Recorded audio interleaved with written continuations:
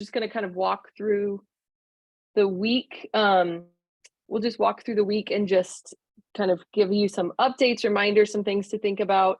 We want to cover some of the emergency response plan. So our colleague Jenna is going to come and present kind of what we're doing, just to let you know that we are thinking about like what happens in cases of emergency that we pray don't happen, but we do want to have a plan. So she's going to come and kind of cover what Verso's doing, and then what we are asking from you all as group leaders. And then we're hoping to have lots of time for questions at the end. So we know there's some questions maybe that still need to get answered, or people, maybe you've heard very common questions that maybe we can address in a different way from our side, so that pilgrims can find it on their pilgrim resource page rather than asking all of you. So we just have time at the end to kind of chat about some of those things. So I'm going to go ahead and start with prayer, and then we'll do introductions, although hopefully you all know Stephanie and I, but we'll do introductions and then jump right in. So let's start with prayer as usual. We've chosen to start with the World Youth Day prayer, which hopefully is becoming familiar to all of you.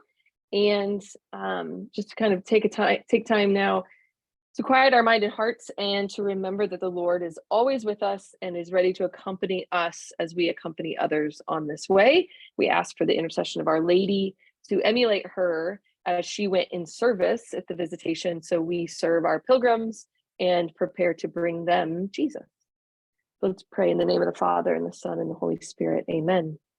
Our Lady of the Visitation, you who arose and went with haste toward the mountain to meet Elizabeth, lead us also to meet all of those who await us, to deliver them the living gospel, Jesus Christ, your Son and our Lord. We will go in a hurry with no distraction or delay, but with readiness and joy. We will go peacefully, because those who take Christ take peace, and well-doing is the best well-being. Our Lady of the Visitation, with your inspiration, this World Youth Day will be the mutual celebration of the Christ we take, as you once did. Make it a time of testimony and sharing, fraternization and giving thanks, each of us looking for the others who always wait. With you, we will continue on this path of gathering, so that our world will gather as well in fraternity, justice, and peace. Help us, Our Lady of the Visitation, to bring Christ to everyone, obeying the Father in the love of the Spirit. Amen. In the name of the Father and Son and the Holy Spirit. Amen. It's exciting as it's getting closer to think about this time of testimony and sharing and fraternization, and to realize it's right around the corner. And so it's exciting to see that and to pray this prayer and realize that soon we're going to be praying it together in Lisbon. So just some introductions, although I know you all know us because we know you. So I am Joan Watson. I am the Pilgrim Formation Manager for Verso Ministries, and I'm very excited as we've been forming your pilgrims and helping you form your pilgrims. I'm excited to get on the ground in Lisbon and continue the formation at World Youth Day and after. Stephanie, I know they all know you. Thanks, Joan. Yeah, for those who don't know me, my name is Stephanie Petrie. I am the Pilgrimage Operations Manager, and I cannot wait to see all of you in person in Lisbon. I can't wait to welcome all of your pilgrims. For some of you, this has been almost a couple of years, or maybe since the last World Youth Day, you've been planning this and working with us directly to get that squared away. And it's so wonderful to see, as we're sending final reports and information abroad about your pilgrims and preparing for their arrival, that it's here, that Jenna and I will be leaving in just 10 days to go over and, if you will, make straight the path for all of you to welcome and enjoy World Youth Day. So we're so thrilled. I can't wait. My packing can't begin and start soon enough. I saw on Twitter, one of the Australian bishops said he was leaving today, and that really made it real that this is really happening. So we just have a few, again, reminders, kind of follow-ups, some things that maybe we haven't addressed yet. We're going to kind of take a walk through the week. And as always, we're open to questions, so you can either throw them in the chat or wait till the end. And we hope to get all the questions answered today. So just kind of a note about, as you are preparing, doing final preparations, as your pilgrims are doing final preparations, we just want to remind you that that Pilgrim resource page on our website, the link, it's being updated even today with more resources for your pilgrims. I actually just made a video on packing that was posted yesterday because we were getting so many questions. We had a pretty extensive webinar on packing last month, and there were some questions that came out of that webinar. And not, I mean, just honestly, not everybody's going to sit and watch the whole webinar. And so I made this video on packing to kind of address some of those questions and also just give some simple packing tips that I have gathered from my international travels. And so that video on packing is linked there. The whole resource page has gotten a makeover of sorts. And so there's several videos. Stephanie has a great video on anxiety when you travel overseas. You know, many of our pilgrims, this is the first time they're going overseas, and we want to be mindful of that and accompany them in that way. There's an international travel 101 handout that just basically outlines things they can expect about international travel and some easy FAQ answers if they're traveling for the first time. We have our blog posts about packing and things we recommend they take. Our final webinar for pilgrims is tonight, and so we will be answering questions. It's going to be similar to this, where we're just kind of doing final updates, reminding them about important things, helping them kind of navigate that airport experience if they haven't traveled, and then having lots of time just to answer their questions. We had a lot of questions come through on the webinar on packing, and it was great. We were fielding a lot of questions. And so just so you know, the pilgrims have been notified in their newsletter, but if you want to remind any of your pilgrims, they want to register for that webinar tonight. And that, of course, will be recorded, sent out tomorrow, and posted on that Pilgrim resource page as well. We also want to remind you that your pilgrims can get really excited about World Youth Day if they're following World Youth Day on Instagram. They've been doing a lot of things on Instagram, like unveiling the Pilgrim Kit, doing countdowns, showing the sites and showing how far the things like the Vigil site have come. I was shocked when I saw the video about the Vigil site, because when we were there earlier this year, I was a huge Debbie Downer when it came to looking at the Vigil site. And I was like, this is never going to be ready on time, and it's going to be a big mud pit. So I was shocked to see there's grass, there's a stage. It's very exciting. So your pilgrims want to be following World Youth Day on Instagram to get them excited. And then we encourage them to follow us on Instagram. We are posting things as we get ready to go, but we're going to be posting a lot while we're over there. And we would love to be able to share your pilgrims' Instagram, your pilgrim stories when they're over there. And so if they follow us and tag us, we are looking forward to being able to share lots of different points of view of World Youth Day. Our staff, of course, will be all over the city, but you will be all over the city as well. And so we want to tag your dioceses, to tag your groups, and to share the joy on Instagram. So if you don't follow us, please follow us and encourage your pilgrims to do the same. So that's kind of our final preparations. And then I'm going to turn it over to Stephanie to talk about some travel logistics. Yeah, great. Thanks, Joan. So everyone is taking a plane. We always joke, are you getting there by plane, train, or automobile? And some of you are doing a little bit of everything, but everyone will be taking a flight across the Atlantic to get to Lisbon, which is very exciting, or to the other places your groups are traveling before. So in essence, what we wanted to do is to kind of talk through what it's like to travel with a group of people, whether you're on a group flight or maybe you have a large group of people that are taking the same itinerary, but just kind of giving you some tips and tricks about how to manage a large group or even a small group of pilgrims as you go through the airport system. So I think the first and foremost tip that I have for you is be really clear, really clear about where you're meeting, when you are meeting, where the check-in line is, what you're doing after check-in, how are you getting through security, where your gate is, what time you want people at the gate, and so forth. Now, I have created a document that's linked at the bottom that kind of gives you some good steps to follow. Like if you're riding a bus together, you're going to want to make sure that you articulate, okay, we're getting off before you get off the bus. This is what we're doing when we get off the bus, AKA get your luggage. We're going to go to this airline. We're going to go and get in this line. You're going to go up individually and hand them your passport so they can check you in, them being the agents at the check-in desks. They'll take your luggage. You'll get a paper copy of your ticket. You'll want to hold on to that. Then move off to the side and get in a group to then go through security. And then when you're out of security, wait for everybody to go through it and then make your way to the gate. If you can give instructions about all of these small steps, they may seem very logical to us and they happen very easily if you're used to traveling. But for some of our programs who have never traveled before, or maybe it's been a good long while since they have traveled, they may have forgotten some of things, especially traveling with a group of people. How do you wrangle that many people and where do you do that and how? And so we've given you some tips about how to kind of clearly communicate and what you should be communicating in that document. For international travel, the airline does recommend for all airlines that you get there 3 hours in advance. Now, some of you are taking domestic flights that are then leading into international flights.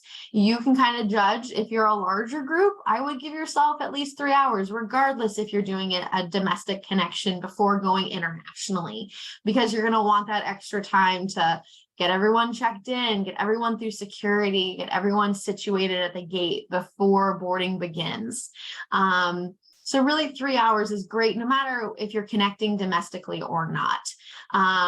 Things that you're going to want to do together. You're going to want to do check-in together. You're going to want to go through security together or in groups. You can also do small groups, like, okay, stay with your small group, go through check-in together. You're all now going to go through security together and then get to the gate and board at the same time. You'll want to also do when you arrive at any one of the international airports, you're going to want to go through customs together.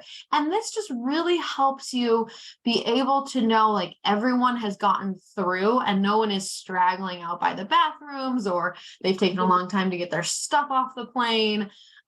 If you can have people kind of be a front leader and a back leader, you'll be able to organize and kind of keep people shepherding them along through the passport, all that check-in stuff. It's really good, as I said, to mention designated times, both like when you need to arrive at the airport, if you're not on a bus or traveling together to the airport, as well as at the gate. Like you might be like, okay, we have a 4-hour layover. You have time to go grab a meal. You're welcome to go explore the airport, but you need to be back at this gate no later than X time so that the group can do a head count prior to boarding the plane. Being really clear on those designated times and spots is going to help your sanity as well as protect your programs from making any mistakes along the way. Head counts are really important. So you want to make sure that everybody gets on the plane and that everybody gets off the plane and everybody makes it to the gate. And really, as I said, a leader or leader should always be the last person to board and ideally to deplane or go through customs so that you can make sure that in kind of the eyes of our shepherd, you've shepherded all your flock through those different portals and can get them to the next thing, knowing that there's no stragglers left behind. You don't have to go search for the one while also handling the 99. Though our God does that very beautifully, sometimes that's a little harder for us in airports. So that flight document is really helpful. I think it's linked at the bottom and you'll be able to see kind of step by step some things you can do traveling through international airports with your groups.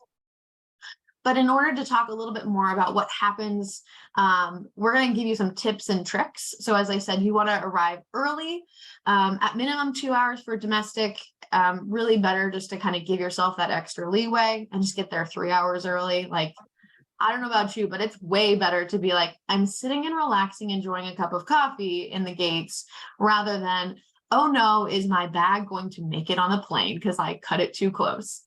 Just a little bit of security to know that you're not rushing, especially in one of these situations. You're going to want to make sure that you have access. And these are things you'll want to tell your pilgrims too, that they have easy access to their passports and their travel documents. They will need them throughout their entire process, both checking in as well as getting on the plane, potentially getting through security. So they're always going to want to make sure that they know where that passport is, particularly when they get off the plane, wherever they're traveling to, because sometimes people put them in the front pockets and things like that. Always good. check when you get off the bus, check when you get to the gate, check when you get off the plane. All those checkpoints, make sure everybody has their passports is a really great idea. So some people are like, oh no, we're going abroad. Am I going to be able to read the signs in the airport? You will, I promise. They are in English. So just look, you might have to search for a couple languages, but there's going to have clear signage. So just make sure that you and all your pilgrims know, like when I get confused or I feel a little lost, take a breath and look for the right sign and you'll figure it out. I promise. It's not different than traveling here in the United States, just a few more gates abroad. You want to make sure that you and all your pilgrims pack your medication and even an extra set of clothing in your carry-on bag, just in case there's any delay in your luggage being delivered internationally. It's always great to say, okay, I didn't need that extra pair of underwear than saying, I wish I had it when I got to Lisbon. You'll want to make sure that you know your baggage limits, as well as the weight limits, not only for your check luggage, but also for your carry-on luggage. There are airlines that have, sometimes they will weigh your carry-on luggage. Typically with the higher luxury brands that we're using, they won't, but you also want to make sure that you just abide by those rules, especially if you don't want something checked. You'll also want to make sure if you want, like, snacks are a great option to bring on the plane. They will feed you on the plane your meals. However, sometimes they're good and sometimes they could be better. And having a few extra snacks and things for yourself and others is always good, as well as making sure you have an empty water bottle. This is especially critical when you're going through security, or else you're going to give yourself a stomach ache chugging all that water. So these are good things just to, like, again, remind you, probably all know this, but good things to remind your pilgrims of as well. Bring socks or slippers for the plane if you want to get a little comfy. Dress in layers, because those planes can either be real hot or they can be real cold. And then making sure that you bring portable chargers or cords. A lot of times our international flights now have a place where you can plug your electronic devices in to be charged during the flight. So just having those things with you is a good way to go. So arriving in Europe. So what does this look like when you get to Lisbon, Porto, Madrid, Rome, all these places you're going? What is it going to look like for you and your pilgrims? Well, first, you're going to get off the plane with all your stuff and your passports, and you're going to make your way down to customs. Again, this is where you're going to want to make sure everybody gets through customs.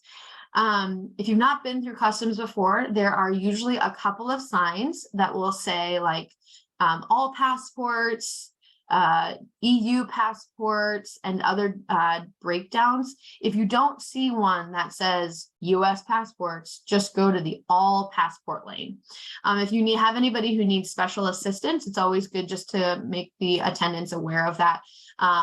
Particularly if there's anybody that maybe has a visa, just to be aware of them as they're traveling through customs.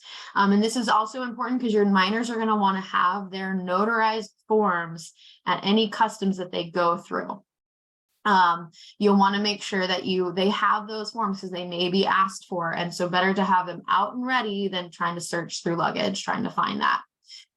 You'll then go to baggage claim, same as in the United States. However, it's still considered a secure area within European airports. So you'll grab your luggage. From there, you'll head out of the secure area towards the exit. And there you will meet your guide or the Verso staff member at the airport who will be helping you transfer.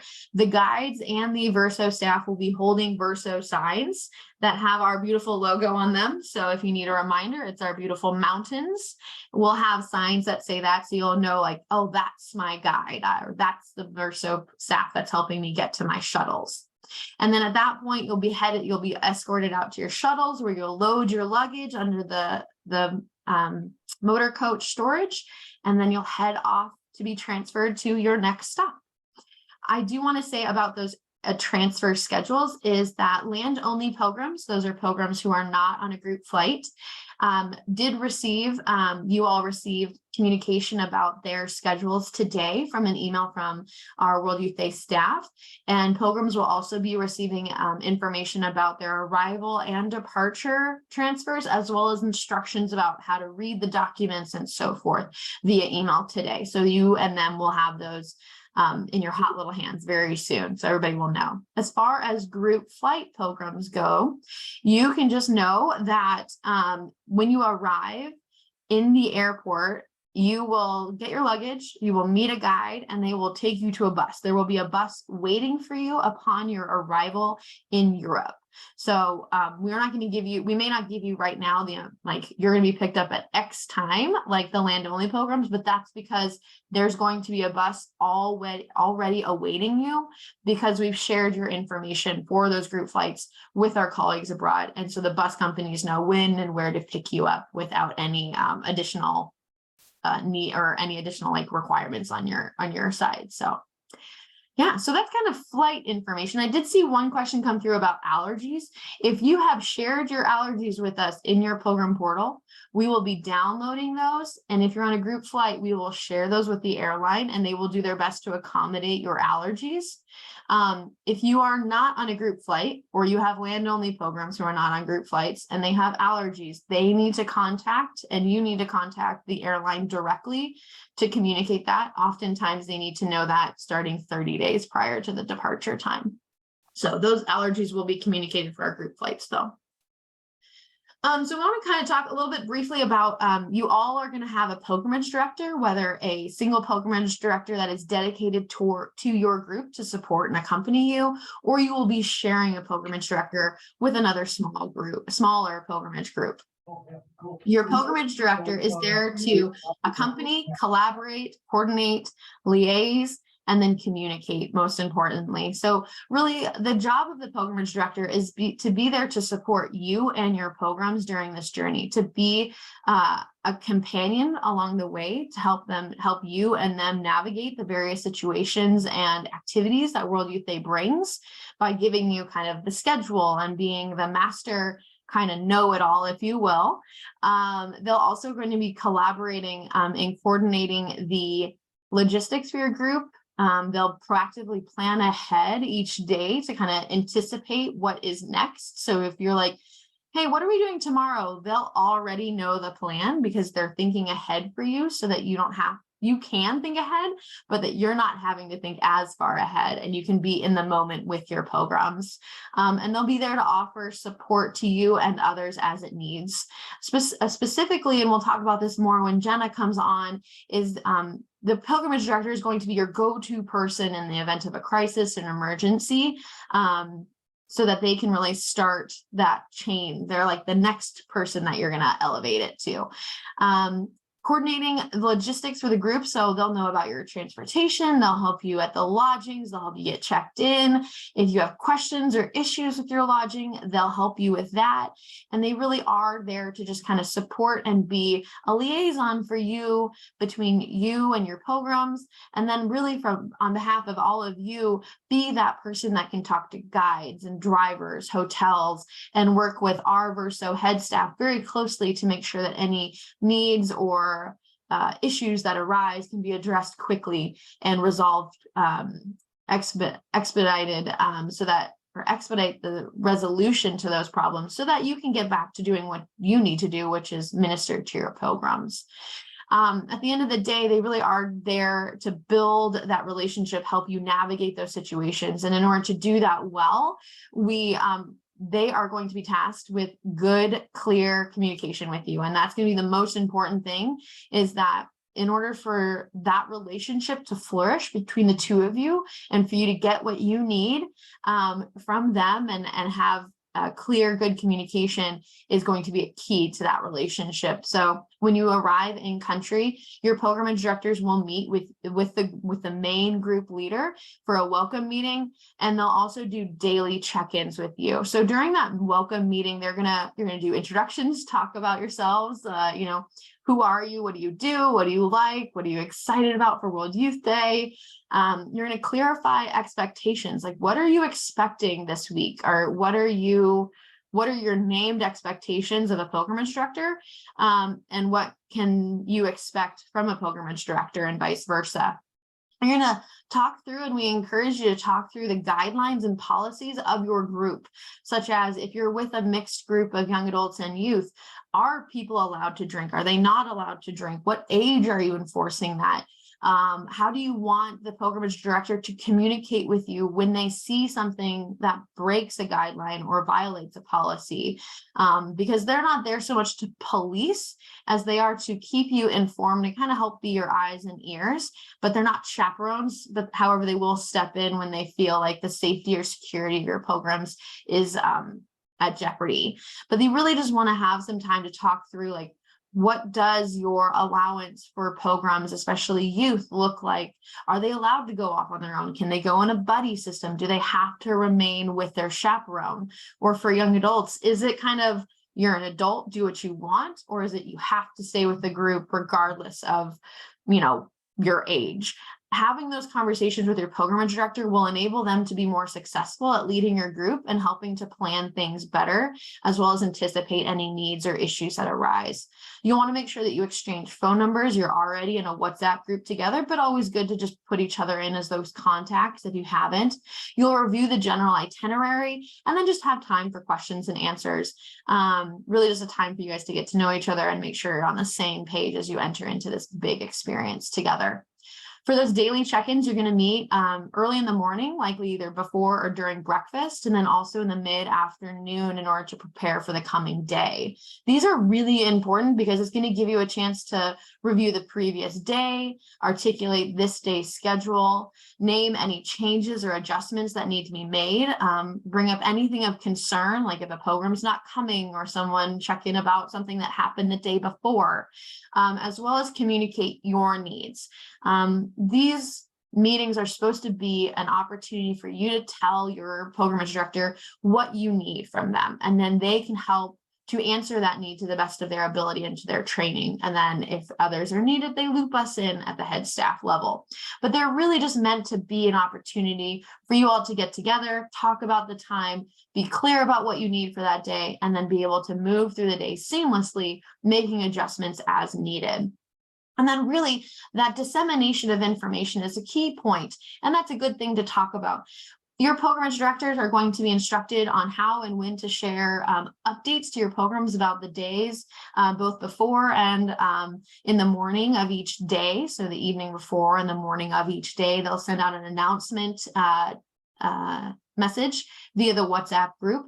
But then you are going to be tasked with sharing the information that you and your pilgrimage director have talked about down and disseminating it to your other subgroup leaders, your chaperones, your people that are in charge of things, so that they're on the same page. Because really at these meetings, to kind of remove to live into the metaphor of too many cooks in the kitchen, those meetings can get a little overwhelming. And if too many people are involved, however, we don't want to exclude any key members. But really, this is an opportunity for the higher group leaders, the main group leader, to meet and with the pilgrimage director, so they're on the same page, to then get everyone else on the same page as well. So I'll turn it back over to Joan, and she'll talk about some updates as well.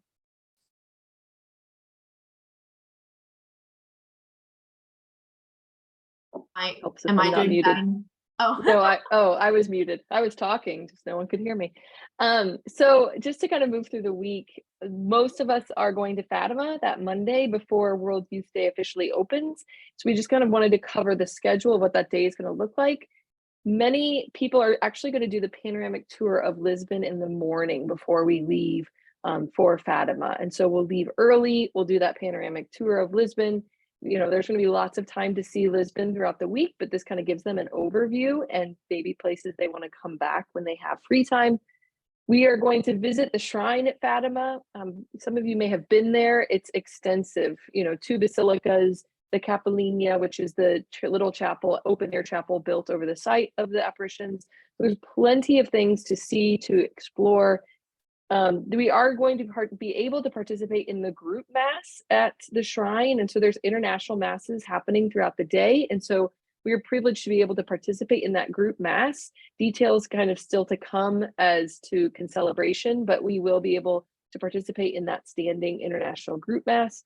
There will be a box lunch, which kind of allows your pilgrims and your groups to have a little bit more flexibility at that point, because there'll be this box lunch and then free time. And so just some thoughts on Fatima.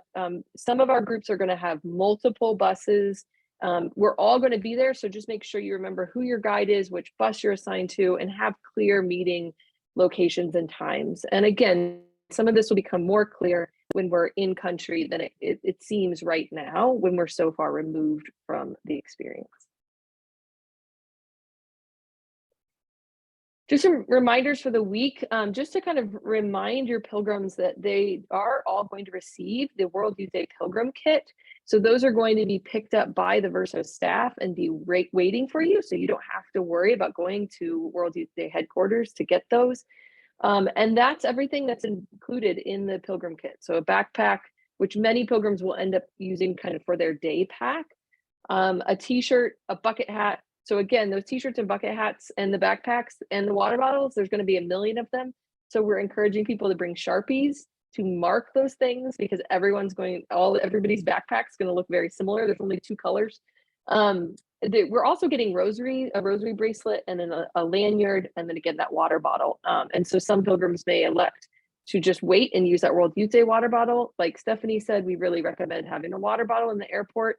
But maybe they buy a water, an overpriced water at the airport, and then throw that bottle away and use this water bottle throughout the week. But just so your pilgrims know that some of this is waiting for them when they get to Lisbon.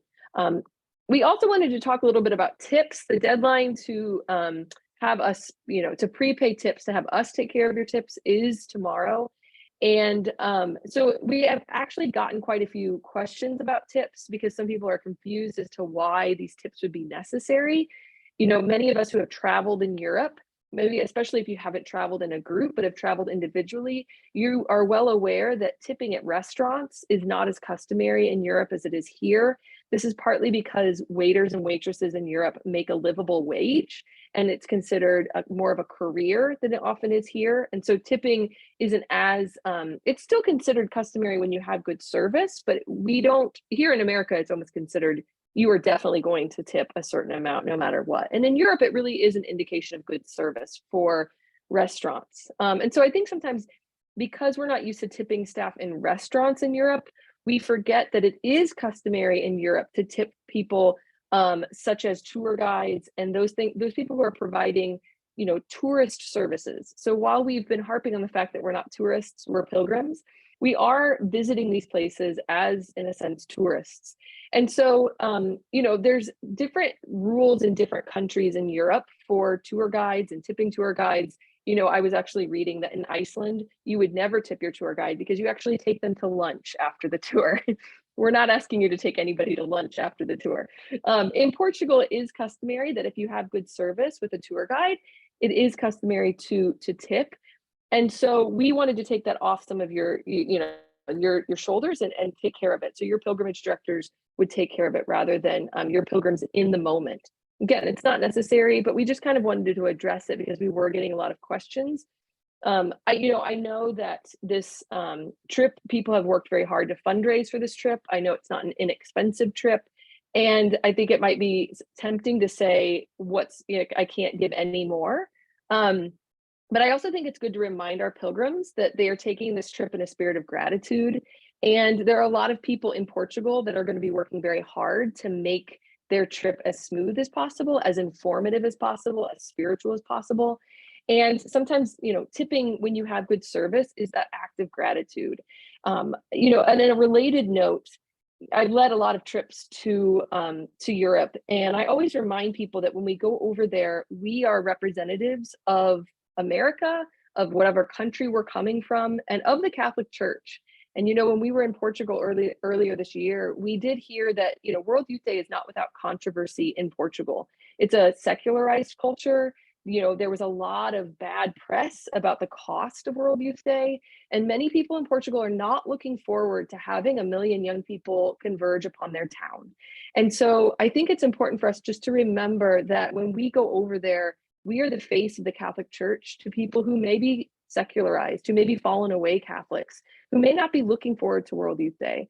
And I think it's such a reminder and a challenge for us to say, what if we're the difference in someone's life, that they begin to rethink their preconceived notions, their stereotypes, whether that's against Americans, whether that's against North Americans, Canadians, whether that's against Catholics. And so, maybe you encounter someone who's not crazy about the Catholic Church for any number of reasons, and your youth, your young people, give them a chance to rethink by their behavior, by their kindness, by their gratitude.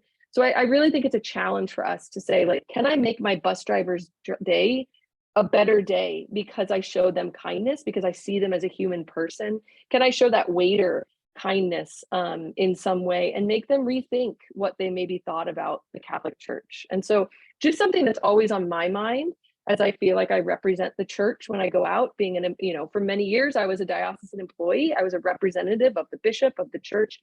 And so just something maybe to keep in mind and get your pilgrims thinking. We want to be good witnesses of the faith and of America to this country that is remarkably secular. We talk a lot about how Portugal is so Catholic. It's Catholic in name, but it has been remarkably secularized. And so I hope that World Youth Day is a chance for evangelization, even just by our witness of our young people, and that there is a future in the church and the future is bright.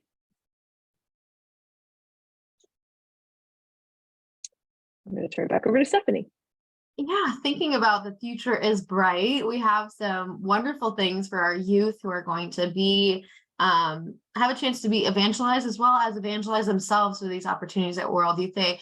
And as we've gotten closer, there has been more and more details revealed, more of that believe answered. So to be clear, this wasn't originally planned, but now the U.S. is going to have a national gathering for pilgrims on the evening of August 2nd. So this time was originally like a free evening for everybody. The U.S. has now been able to pull together a national gathering that will feature Bishop Barron for a holy hour, as well as other speakers and other like events and so forth. So this is an optional thing that your pilgrims can go to, that your pilgrimage directors will be offering to your groups. It'll be from 7 to 9 p.m. and it will be in a centrally located area. So it'll be very easy to get to. It's just nearby the other World Youth Day sites. And if your group wants to go, it'll be there available for them. As well as some of your pilgrims may have registered or applied to be a part of the JMJ sports tournaments. And these are taking place on the 2nd. The beach volleyball will take place at the beach down along the Riverway. And then I apologize, this slide will be updated, but there will also be a football tournament that will be at a stadium nearby. I'll put the updated address on the slides when you get those sent out. For the main events, they do have the times now available. So you can see here on the slides that each of the main events from Thursday, Friday, Saturday, and Sunday is now listed, and you can start planning kind of your afternoons and evenings that way to kind of accommodate those times. And then there is a note from the USCCB that they said no all pilgrim U.S. Mass will be offered on August 5th. They're just inviting all pilgrims to make their way to the vigil site and get ready for that overnight vigil on that day. These announcements were primarily also announced in your group leader email that went out yesterday. However, they're also available on all of our on all of the World Youth Day pages and so forth. So you'll continue to get these updates via email. Also in that update email last night, I'm not going to talk about each one of these, but the USCCB did also update some of their own events that they'll be hosting and wanted to make sure pilgrims knew.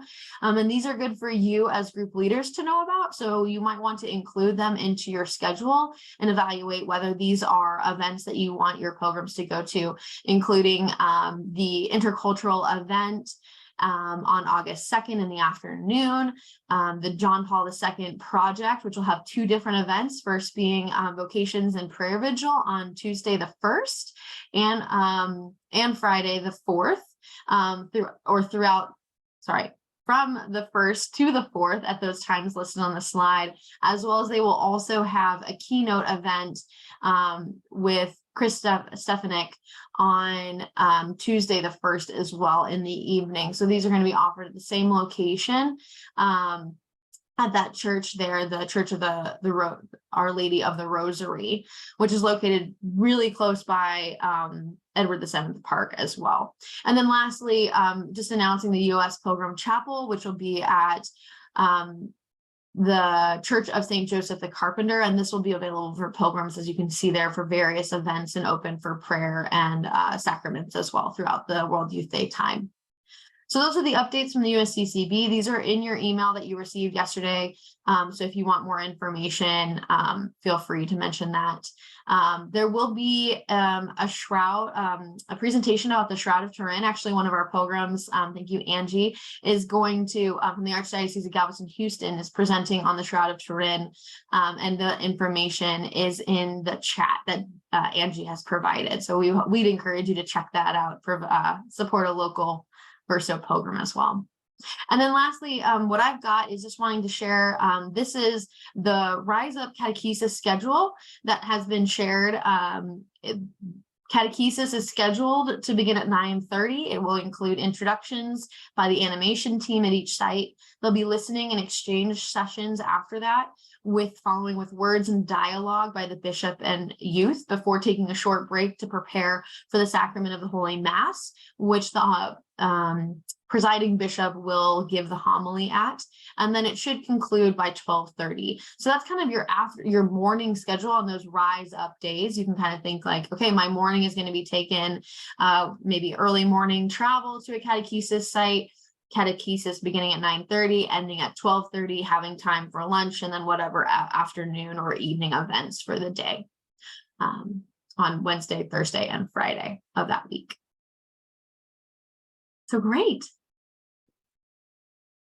Well, I'm going to turn it over. We've talked about all the great fun things, and there's a lot of joy to be had. We're going to talk about something a little bit more heavy, but this is really just supposed to be an opportunity to give you all an awareness of what we in the background have been planning in the event that we have to put into place an emergency response plan. So our colleague Jenna is here, and she is going to tell us a little bit more about that.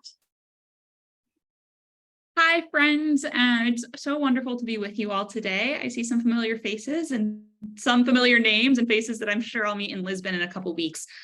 So we just wanted to take a little bit of time to talk about emergency response / crisis management, both from like a preventative standpoint and in an event something does happen, what do you do? So ultimately, our goals here in thinking about this and why we think it's worth talking about it with you is because ultimately all of our goal is to just accompany our pilgrims and prioritize their safety and well-being, because if those things are not in place, they aren't able to fully enter into the pilgrimage experience. And a lot of what we're going to just ask for your help for is to work with us on some simple things to just be proactive, to help prevent any sort of preventable situations from occurring. And we also just want to talk to you a little bit about what our staff has been trained in, so that if you do need to elevate things to us, we just want to be there to support you, and we want you to kind of have an idea of what's in place so that we can make sure everyone is safe and that all situations kind of get resolved. So if you want to hop to the next slide, thank you. So just some things that we would love to work together with you on that we think will help really just prioritize pilgrim safety, mitigate any issues. It would be really helpful if you make sure you always carry your pilgrim roster. You might be thinking, well, duh, Jenna, of course I was going to do that, but that really does make a difference. That make sure that has that medical information, their contact information, emergency contact info. So if you need to access it, you have it on your person at all times. We also encourage you to save cell phone numbers in advance for people that you might need to contact in any sort of situation. So we encourage you to save the Verso Head staff cell phone numbers. We will distribute those and make sure you have access to that. Cell phone number of your pilgrimage director, any chaperones or subgroup leaders that you have in your group. That way, should you need to make a phone call to somebody, you already have that person in your contacts. And then finally, we just also want you to encourage your pilgrims to practice situational awareness. And so that can be like being aware of their surroundings and knowing like, okay, like I'm standing in a large crowd right now. What does that mean? Like, oh, I should probably not have my wallet in my back pocket. But also things like, oh, I am going to be outside in the sun for 6 hours. I should probably bring water, and making sure to help pilgrims stay hydrated, help pilgrims remember to bring and wear their Verso name tags. So you can see those lanyards and you'll know like, yep, those are my people. And then also encouraging pilgrims to always have a hat, sunscreen, their cell phone, and some form of ID on them. So our pilgrimage directors all have heard all of this and know this. And so want to work with you to help put these things into place so that those things are, just so in the event that anything were to go wrong, having these things in place will mitigate the impacts of that. And then finally, never be afraid to communicate. Like if something happens, you're like, this is kind of odd, like, I don't know what's going on here, just reach out to us. And we are here. We don't have all the answers. We are by no means like experts in like how to handle like crazy crisis stuff, but we want to be able to help you and connect you with the resources necessary to take care of the situation. So in the event, however, that things really do go wrong, like we put all of these preventative measures into place and something does happen that impacts the pilgrimage that's happening. So that can be, there's obviously like, you can think of anything and everything that could fall into this category. But what we really want to encourage you to do is like, if you have a pilgrim that were to get injured and need to go to the hospital, or if there's some sort of other situation, like a pilgrim is lost and you haven't seen them all afternoon and no one can get a hold of them, we just encourage you to communicate with your pilgrimage director so that they can help connect you with resources so that that situation can get resolved, and that also you can make sure you're being attentive to the other pilgrims in your group as well. So all of our pilgrimage directors and headquarters staff have all been trained in how to respond in various crisis scenarios, when to elevate concerns to head staff, so myself and Stephanie and John Paul, and then also like obviously certain scenarios are going to need to involve local authorities. So that could be everything from like the first aid tent at the vigil site or any of the other places, or if there's a situation where someone has something stolen from them and they need to file a police report and things like that. And then head staff is actually going to be utilizing the incident command system throughout World Youth Day as a way of kind of monitoring and preventing, but also responding to crises. So if you want to go to the next slide, if you haven't heard of ICS, it's used nationwide by all sorts of emergency first responders to basically prepare for and respond to incidents. So there are essentially assigned roles to different people. So in the event of a crisis, different people know already what they're doing. And there's also a series of just things that we will have prepared in advance, such that we have them at our resources, such as like lists of all the hospitals in Lisbon and their contact information and like other sorts of things like that. So this just exists alongside our normal roles and responsibilities, and you don't have to do anything related to it, but we wanted you to know that this is in place and this is something that we will utilize should things really kind of need addressing in a more serious manner. So ultimately, we just want to remind you that we're here for you and we want to be partners with you in facilitating this incredible journey. So communicating is incredibly important. Your pilgrimage director is there to work with you. We obviously don't, by no means do we want to say like, we have the solutions to all of your problems, because I promise you we don't, but we can help connect you with resources and such so that your pilgrims are taken care of and that you can make sure that you're also attending to the other pilgrims. Your role in helping keep pilgrims safe cannot be understated. If they're hearing, the more people that pilgrims hear, like bring water, wear your name tag, don't forget your cell phone, the more people they hear that from, the more likely they are to not forget. So we really, really encourage you to be on top of those reminders. It might sound annoying, but that really does make a difference. And then we just want you to rest assured that if you need assistance or if something somewhat serious does happen, Verso's head staff does have rules and a system in place to help you respond to those sorts of things, should that occur.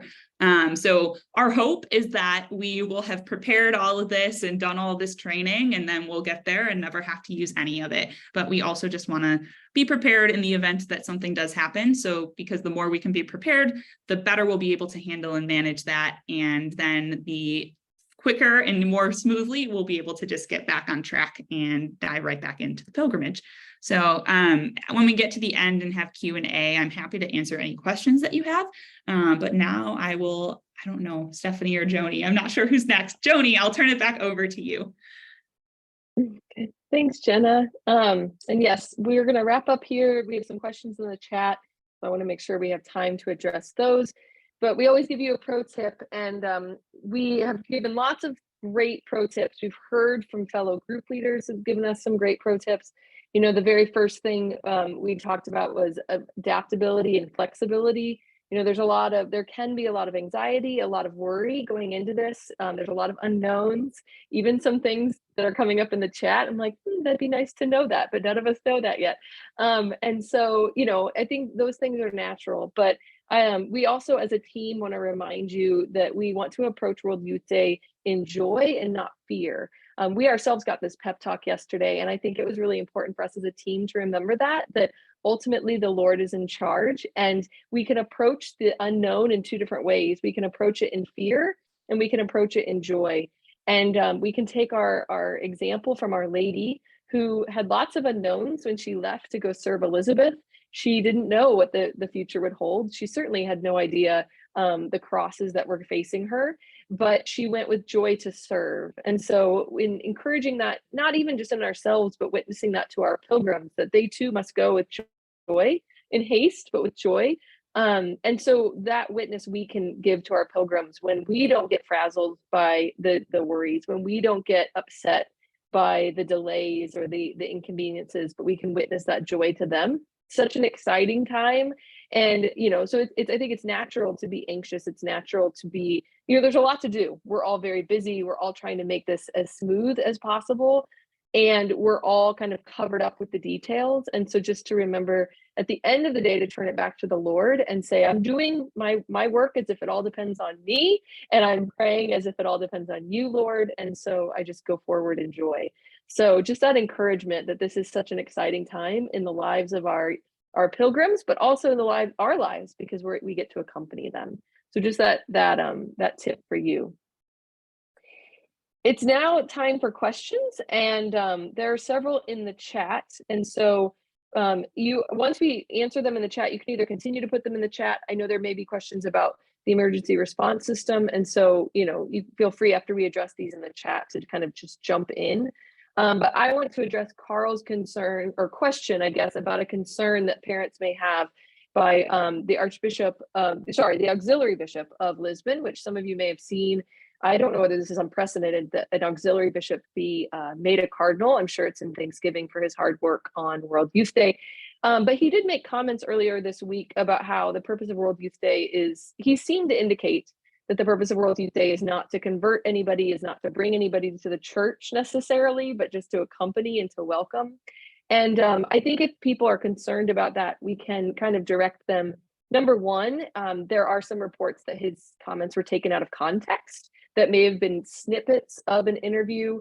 We know they do that to Pope Francis quite frequently, right? So we kind of cherry pick his words and put them together and make them sound what we want them to sound like. And so we want to be conscious of that we don't know exactly the translation in Portuguese.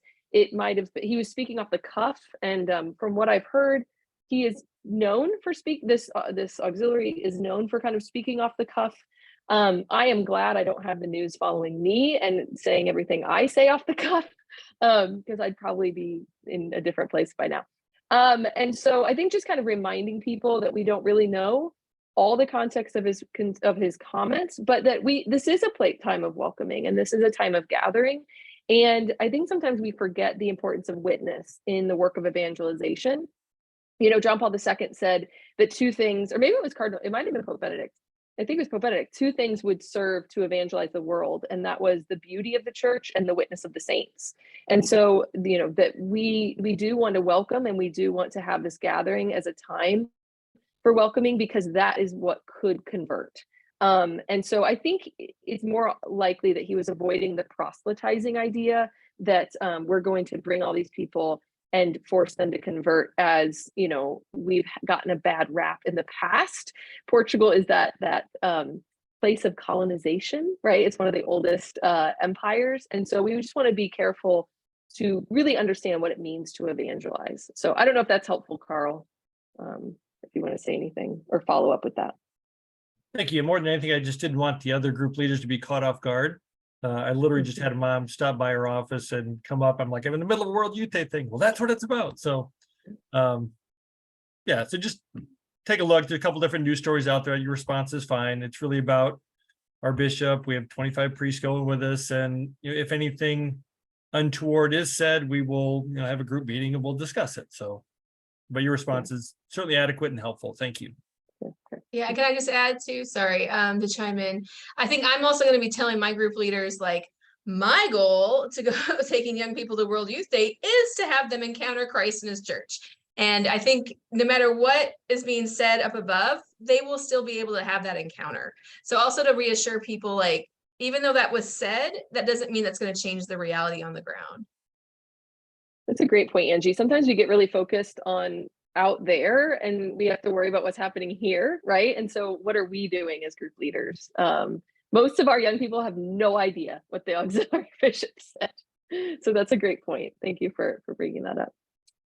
And Stephanie, feel free if you want to tag team these. I don't want to do all the talking. Yeah, no, to Bethany Dahl's point about are people allowed to bring tents or shelters to the overnight vigil camping field? They are not allowed. They just answered this yesterday at the USCCB event as well. So pilgrims are not allowed to bring shelters or tents. They really do have to sleep out under the stars if they want. They do not have to stay overnight at the vigil site though. And this is up to each one of your groups to decide. If you have someone who's like, I cannot sleep outside or I do not want to, it's a good conversation to have with people. I think it's the typical practice that everyone sleeps outside, though there's always pilgrims that have needs or other expectations of that evening, whether that's a sleep apnea machine that they need access to or other things. So it is possible to leave the vigil site and to return in the morning. Just to be aware that if someone does return in the morning, there will be a lot of people that they'll be joining in that entrance, because the local community of Lisbon and Portugal will also be welcome that morning for the missioning mass as well with Pope Francis. James asked if the locations have been identified for Rise Up session. They have not yet been identified. They are saying though, however, at the USCCB webinar yesterday, that the committee has announced that their mobile app will be ready to go and that it will be launched prior to World Youth Day, but they just don't know the exact launch date. So bear with us as that comes down. As soon as we know, you'll know, as well as with the catechesis sites. But to be honest, I think it will be a decision and information that is given to you when you get your program kits, which is very typical of World Youth Day to assign catechesis sites when program kits are given out, because those who are having accommodation done through the World Youth Day Committee, so they're staying at simple locations, will be housed at the Rise Up catechesis locations typically, but the groups that are staying in hotels, we won't know our location likely until we get there. Thankfully, Jenna and I are going way early, so hopefully we'll be able to snag some of that information with your pilgrim kits when we pick them up, and we'll let you know more information when we know it as well. Hopefully we'll get that tidbit of information though on the 24th or 25th and let you know. So those are all the questions in the chat, but feel free if there are other questions or questions for Jenna just to speak now. So some of our pilgrims were checking, we're currently set up to assigned to fly on British Airways. They said that the seat assignments aren't in their portals yet, and they also indicated that the airline determines the number of bags and the weight limits, I guess, based on the class of fare that was purchased. Will they know, I guess, what class of fare to look at and how many bags they can bring? Yeah, so all of our group flights include baggage for pilgrims. So everyone on a group flight, regardless of provider or airline, will have is allowed to bring by the airline tickets a personal item, which is a backpack or a purse or a satchel, a carry-on item, which can be stored above in the overhead compartment. And those sizes are determined by the airline. So please make sure you all know those. And then everyone is allowed one free checked bag However, again, that's typically 62 linear inches and a 50-pound weight limit. But again, that's pretty universal, but it's always good, as I said, tips and tricks, go and double check your airline. But everyone does have a personal item, a carry-on bag, and a check bag allowed by their tickets. As far as seat assignments, those will not be assigned because of group flights. They are not assigned prior, well, they may be assigned, but we don't know them prior to check-in. And so when you check in at the airport with your group on the day of departure, both to Lisbon and returning home, you will check in, you will receive a physical ticket, and you'll receive a seat assignment. Now, if people are unhappy with their seat assignment or want something changed, the time to do that is at the check-in desk, or the check-in agents may also say, go to the flight desk when you get into the gate and talk with them. And they may be able to move people around at different seats. This is just one of those realities of flying as a group, is it's convenient to all be on the same itinerary. It's not always convenient because it's not always where we would want to sit, because we don't have as much choice as an individual traveler. However, the airline does do the best they can to accommodate those requests on the day of. Okay, all right. And you'd mentioned the app should be available, or they're planning on having it available. Did they mention whether the app were they going to be able to include the meal vouchers and the Metro passes? So the Metro Pass is a little more uncertain in my mind. There's usually a grace period for travel. To that exact extent of what the committee was actually able to finalize with the government remains to be seen. However, the app will have a QR code that they will be able to, each pilgrim will receive as part of their program kit, an individual QR code, which will be, as I understand it, accessible, if I'm remembering correctly from the committee meeting yesterday, was that they would have it on their phones, but they may also have a paper version. So if they're like, oh, my phone died, there may also be a physical QR code that they can show, and they'll use that to be scanned. And in essence, it'll function as kind of their meal, like a credit card or a debit card for their meal. They're going to scan your QR code and it's worth a meal, if you will, for the lunch and dinner each day. Okay. So if they download the app ahead of time, I guess they can print off that paper copy from the app, or will that? So they won't have, if I understand it correctly, the QR code won't be available until they get their pilgrim kit. Okay. Okay. Which they'll get when they get to Lisbon, and then that will give them access, but they can download the app in advance. They may just not be able to do the QR code yet. Now, I would say also, while there was talk of the app being able to do translation, they have reiterated that the USCCB did remind pilgrims that the best way to get that translation at those All World Youth Day events is going to be through an AM/FM radio. And some people are like, well, how many radios should you bring for a group? Really, everybody should have their own radio with headphone plugins or a splitter that you can plug in multiple headphones. And the reason for this is because if you're sitting next to a group of, people that are Spanish speaking and you're English speaking, and the Pope is speaking in English and they're translating it to Spanish, you're going to hear each other's radio transmissions rather than what you actually want to hear in your own language. Now, you might want to hear other languages, which is beautiful, but you want to be able to hear your language. So that's why they recommend bringing an FM AM radio with headphones so you can actually understand and hear. Now, whatever you guys choose to do and your programs decide to do is of their own, but I would not plan on having one boom box, for those of us from the 90s, one boom box for your whole group to listen to and gather around. That won't work. That's not ideal in the situation of World Youth Day translations. But this is just to remind everybody, the app is in place of a physical book. And it's to that point of the ecological importance that World Youth Day especially remembers, as saying we are not a part of a culture that throws away people or things.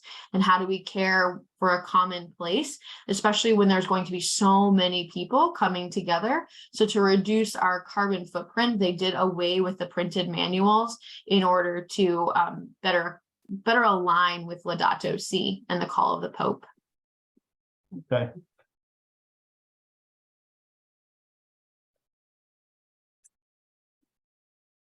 One additional question, saw your agenda for the Fatima Day. It didn't look like there was going to be a stop at the homes of the 3 children. Will it just be at the shrine site? So that is a question that I actually have posed to our colleagues, and we're meeting with them tomorrow morning to confirm the schedule for those tours. I do think that it is likely that we were, for those of us who traveled to Portugal and saw that site, just to imagine the hundreds of thousands of people that will be going to those places, it may not be feasible for our buses to go the same places we did. I don't think there is a walking path, however, from the shrine to those sites, if that's something your pilgrims want to do. But I will, as I've already planned to ask them again about those visitations to the children's houses, but it will likely be just time at the shrine because traffic will be quite high and there will be lots of pilgrims that you will be joining in this beautiful journey to the shrine, that they're anticipating hundreds of thousands of people making their way to the shrine during these first few days. Okay. Yeah. Thank you. But I'll let you know if anything changes or if I can confirm any additional tour sites for sure. Okay. Any other questions, Dean Frisky, or anyone else that we can answer for you? I know we're a little over time, so anybody that needs to head out, but Emily, it looks like you've got one, and maybe James too. Yeah, I have a tiny question. So when we are at the vigil site, I understand we can have the mats and the pool inflatables to sleep on. But if I wanted to go to REI and get a very low ground camping chair, is that still acceptable at the site? Because we're gonna be there for a while. It's not a big camping chair, but that was something that had come up with some of my other young adults of oh, I wonder if we can just have little chairs. Yeah, I can't remember if anybody else can remember. I can't remember. I don't know why I'm drawing a blank. I know that people bring more than just ground chairs, if you will, ground sleeping bags. Some people will buy those. Have you ever seen they're called fat boys? They're the things that you rush around, you pull a bunch of air, and then you can make a donut for yourself to sit in or lay in. People will have those. I do remember people having folding chairs and sitting in things when we were at the Panama one. I think it's just awareness of how far you're gonna have to lug it. But if you're willing to lug it there and willing to lug it out, that's a really big thing too. Whatever the committee is asking, whatever you bring into the site, to any of the sites, that you take it out. So you pack it in, you pack it out. They don't want you to throw stuff away. They don't want you to leave stuff. If you want to donate items after the fact, in the past, they may have had a donation bucket for sleeping bags and so forth. That may be an option in Portugal. It may not be, but if you bring it, you take it home with you is what the idea is. Okay, cool. All right, thank you. Yeah. James, did you have a question? No? Oh, okay. Yeah, Angie, great question. So would definitely encourage people to bring Frisbees and cards and sports equipment to kind of play and engage with. I think we played a game of euchre and Old Maid and things like that. And it's fun to kind of get people going and keep them going. We even at one point got shushed because we were too loud, having too much fun. So those things I think are great, Angie, suggestions to bring along with you to pass the time. You will be there a while. So bringing those things to engage yourself is really fun. Joni, do you have any suggestions on that? For some reason, I just thought of the game Twister, which I think would be ridiculous. I don't know why that popped in my head. Maybe it was the tarp. I had this whole tarp idea in my head.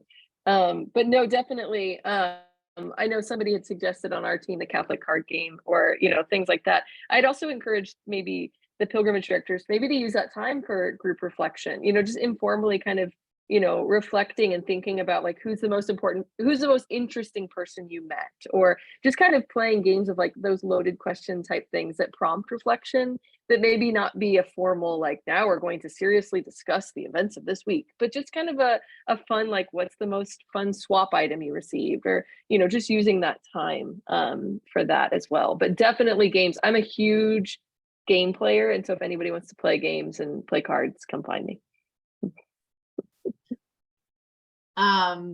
That is a good point too, Johnny. You mentioned swapping items and talking about like what you got. It's a really good time to also do that. So my mom just told me that Hobby Lobby has all of their 4th of July stuff 90% off.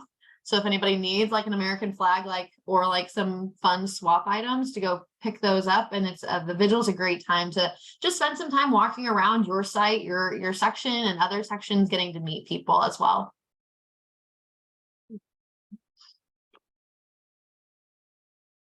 Good. Well, we are over, but we appreciate the time. And as always, I left our contact information up there kind of long because I want you all to know that you can contact us. You can reach out. Your pilgrims are reaching out, which is fantastic. We're getting, as Stephanie said, lots of questions about packing and checking bags and all that good stuff. So again, encourage them to join the webinar tonight, where we will be answering more questions. And we just are really grateful for your time and your service and everything you're doing to make this possible. So thank you. This never, ever, ever would be possible without the work you're doing for your pilgrims. And so we just really appreciate your hard work and our partnership together, and know that we're here to answer any questions over the next, 2 weeks before we all depart. So I can't wait to see many of you and to see you in the flesh. Some of you I will be seeing soon. Rachel and Emily, I see you in Rome. I'll see you in Rome, and I'm just really excited for the time. So yeah, with that, I think we're done. Stephanie, anything you want to add? No, just ditto everything you said. So thanks so much, Joni, for all your work and for everybody's work here.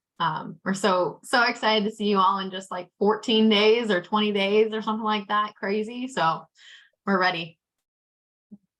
Excellent. Thank you all. God bless. Have a great rest of your day. Thank you.